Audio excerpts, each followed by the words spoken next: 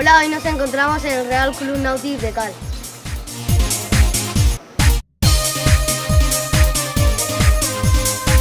Y esto es el puerto, que es donde yo hago mi campamento del Club Náutico de Calpe.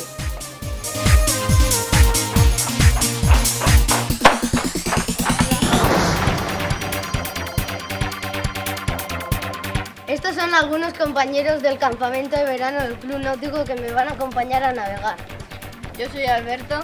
Yo soy Saúl. Yo soy Efraín. Vamos todos juntos a navegar por la bahía de Calpe. ¡Bien!